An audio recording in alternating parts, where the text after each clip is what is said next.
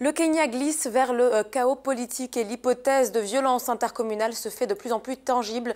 C'est ce que publie ce matin la plateforme panafricaine All Africa, pour qui le besoin urgent de changer cette trajectoire effrayante est de plus en plus palpable au Kenya. L'article poursuit en expliquant que ce qui se passe au Kenya compte aussi ou devrait du moins importer aux États-Unis et à la communauté internationale. All Africa nous rappelle en effet que le Kenya est l'économie la plus dynamique d'Afrique de l'Est, mais que ce dynamisme est mis en péril par la crise politico-sociale en cours depuis les élections de l'an dernier. Le président Uhuru Kenyatta avec son parti, le Jubilee, et le leader de l'opposition Raila Odinga avec sa Super National Alliance, la NASA, creusent les divisions partisanes. Les protestations se poursuivent et l'on n'est pas à l'abri d'un chaos à caractère ethnique, à l'image de celui de la période post-électorale de 2007. Et puis un risque plus grand encore, cependant, est la répression sévère du gouvernement kényan de la campagne de désobéissance civile dans le pays.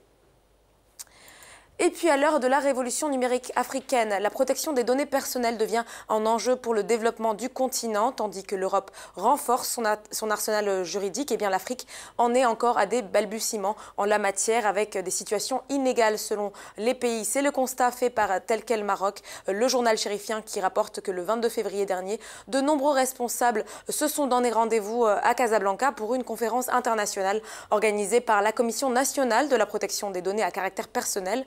Or, cette revendication est encore balbutiante en Afrique, où le taux d'analphabétisme est un problème majeur pour la sensibilisation des populations. Selon Étienne Fifatin, président du réseau africain des autorités de protection des données personnelles, sur la cinquantaine de pays du continent, seulement 10 disposent d'une loi et ou d'une autorité en la matière. Tel quel Maroc indique donc qu'il a confessé faire du lobbying auprès des gouvernements pour les inciter à mettre en place un cadre législatif.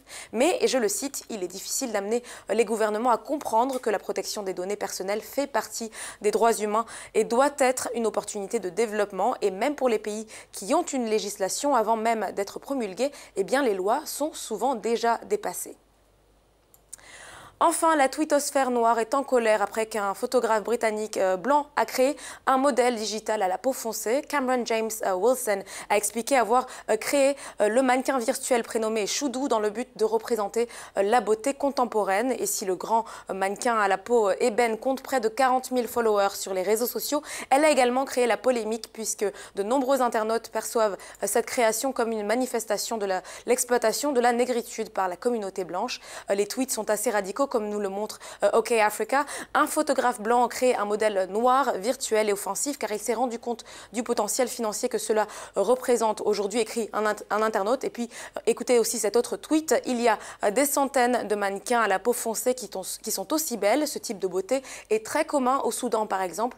Pourquoi est-ce si difficile d'engager et de rémunérer des femmes noires? À votre avis, la polémique est-elle légitime? La question reste ouverte et je vous invite à y réagir sur les réseaux sociaux.